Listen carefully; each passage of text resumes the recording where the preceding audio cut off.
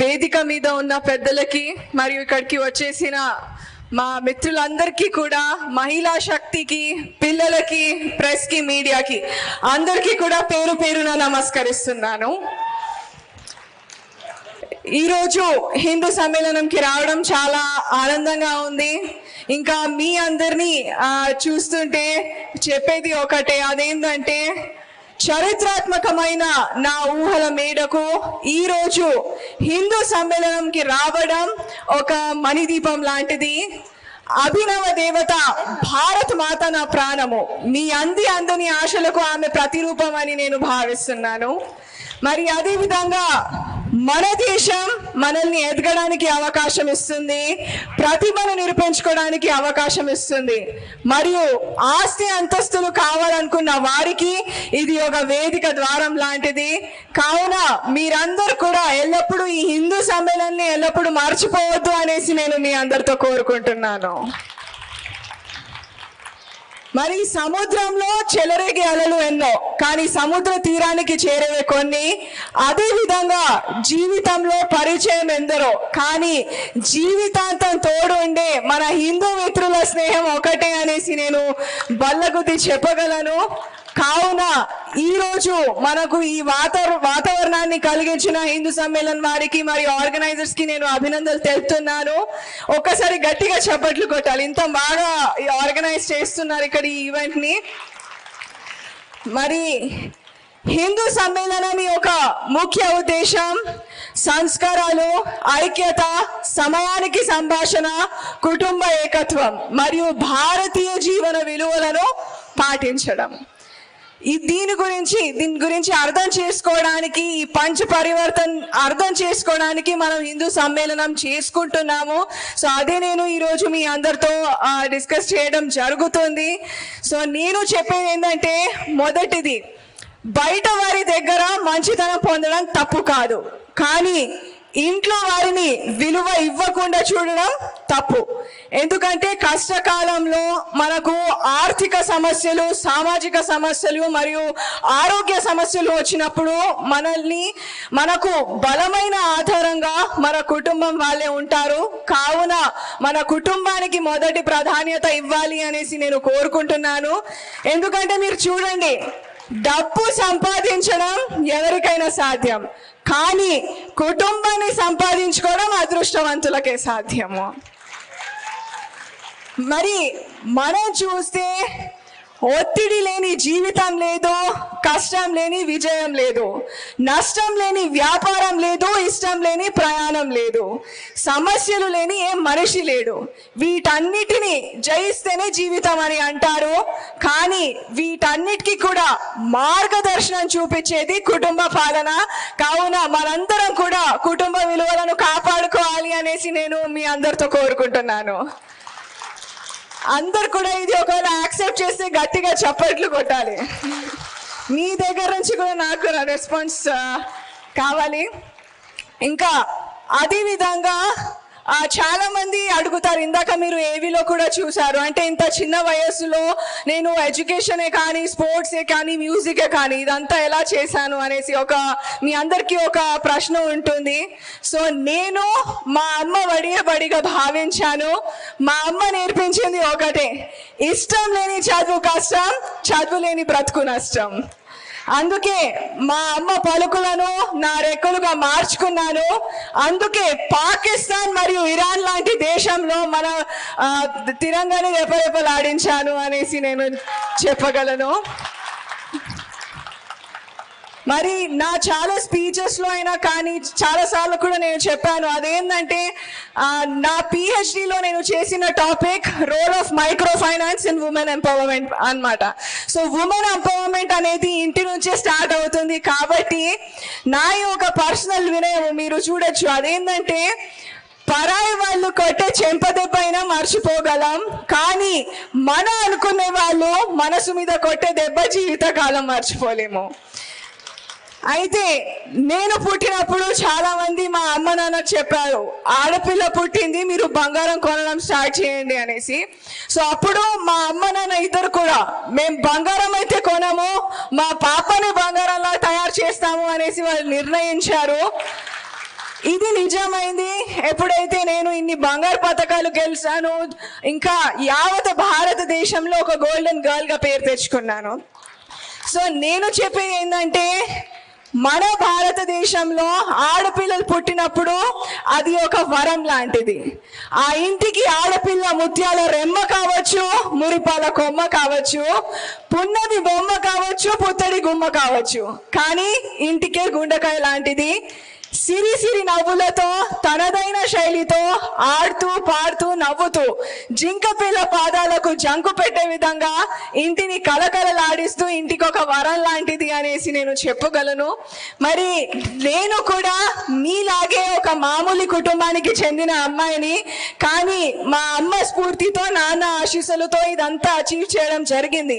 అయితే రాబోయే రోజుల్లో ప్రతి ఒక్క అమ్మాయి కూడా నైనా జైస్వాల్ కావాలి అనేసి నేను మనస్ఫూర్తిగా కోరుకుంటున్నాను.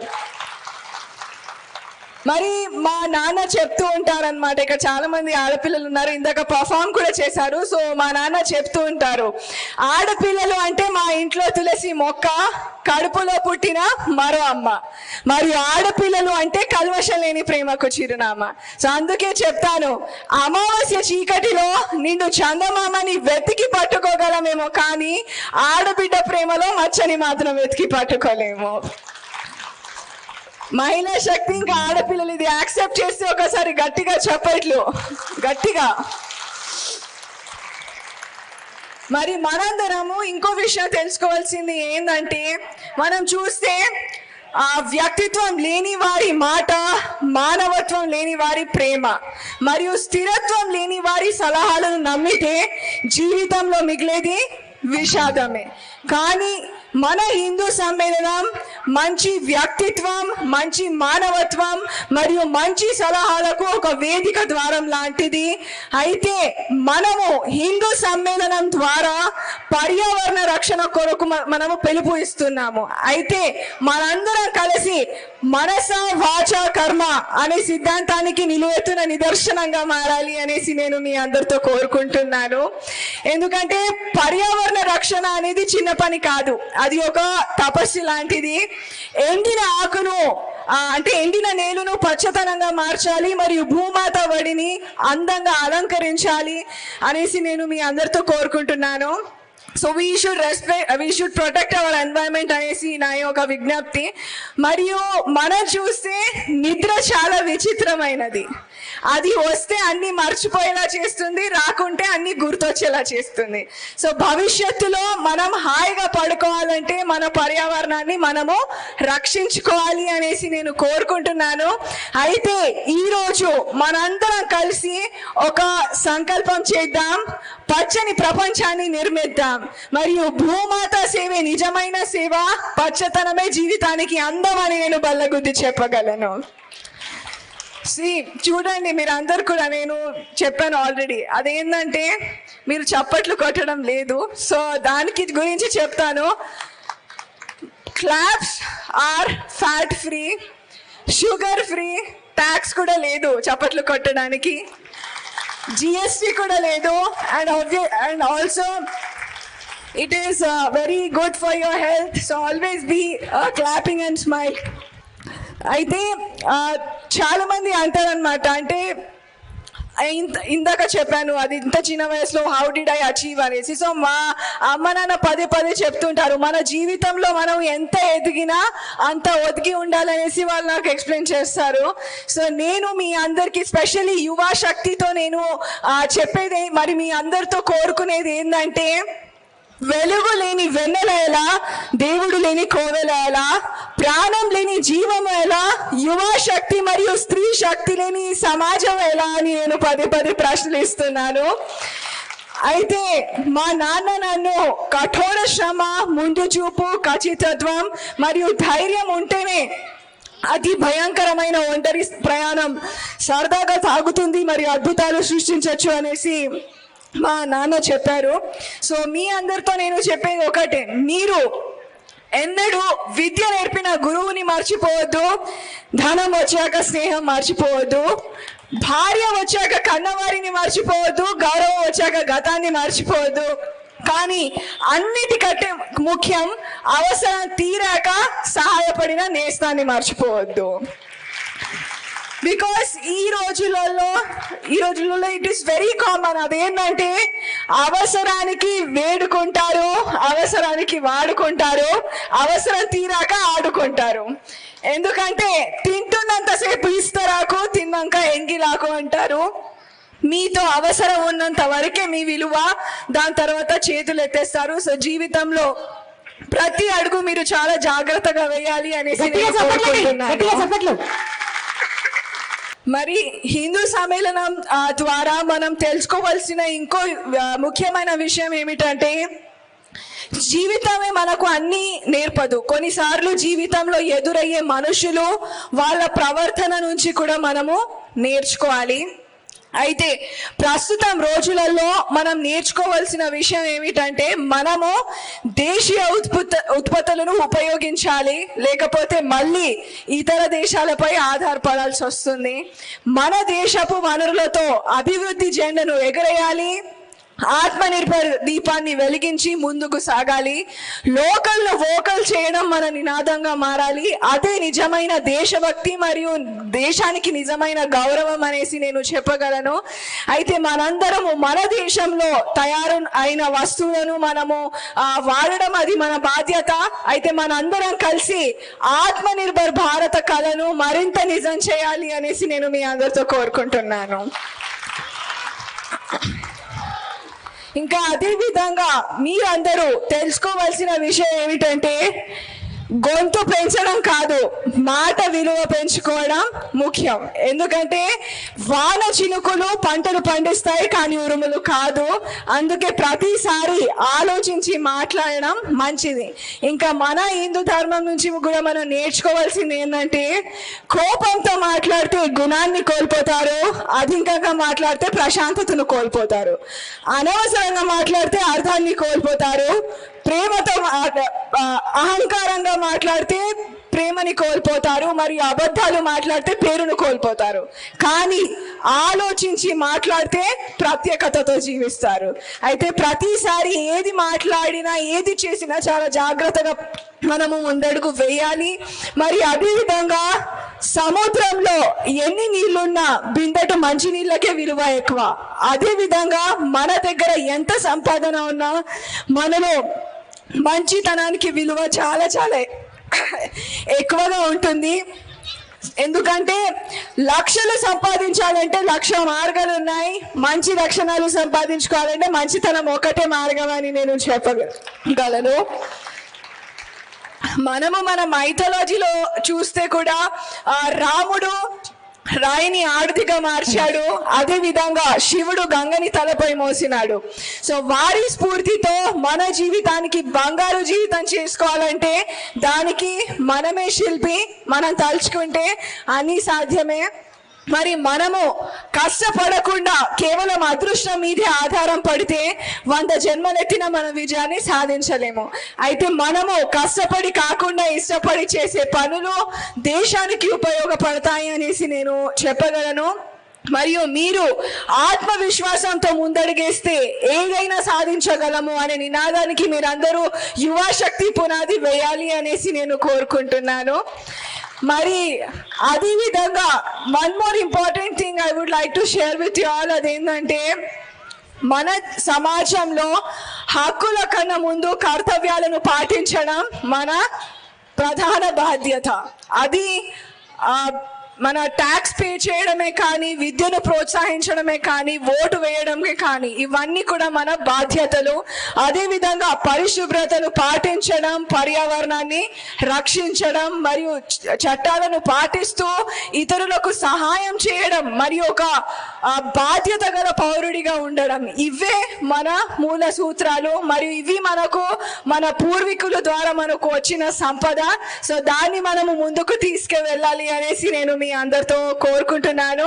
ఒకవేళ ఈ 5 పాయింట్స్ ని మీకు అర్థం అయితే ఒక్కసారి గట్టిగా చప్పట్లు కొట్టాలి.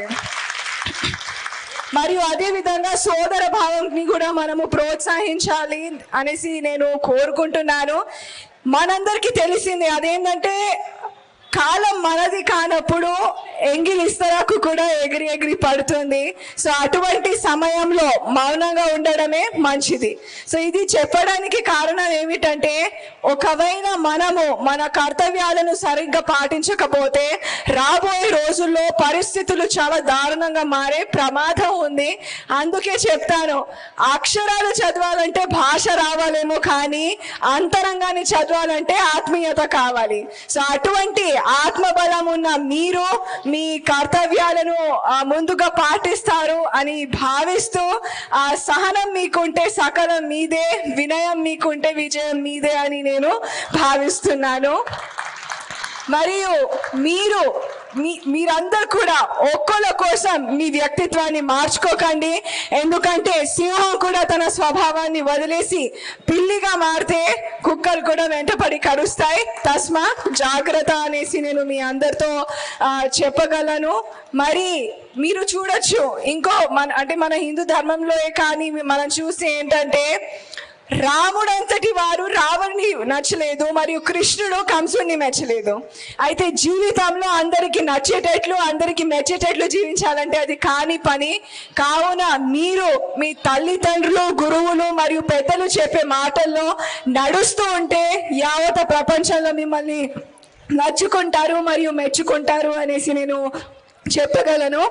మరి అదే విధంగా మీరందరూ కూడా ఈరోజు ఇక్కడ వచ్చేసి ఈ కార్యక్రమాన్ని అంగరంగ వైభవంగా ఆలపిస్తూ, వేదిక మీద ఉన్న పెద్దలు స్వామీజీ, ఇంకా శశిధర్ గారు, మరి ఇక్కడికి వచ్చిన పెద్దలందరూ కూడా మీ చిరునవ్వులతో నన్ను ఆశీర్వాదిస్తున్నారని భావిస్తూ, నిన్నటి కంటే రేపు బాగుండాలి, రోజును మించి రోజు సాగాలి, దిగులు నీడలు తాకకుండా ఉండాలి, జీవితం ఆనందమయంగా ఉండాలి, మీరందరూ బాగుండాలి, అందులో నేనుండాలి అని కోరుకుంటూ, ఈరోజు నాకు ఇక్కడికి ఇన్వైట్ చేసిన ఆర్గనైజర్స్ అందరికీ, మధుసూదన్ గారికి, ప్రవీణ్ దుబే గారికి అందరికీ నేను ధన్యవాదాలు తెలుపుతూ సెలవు తీసుకుంటున్నాను.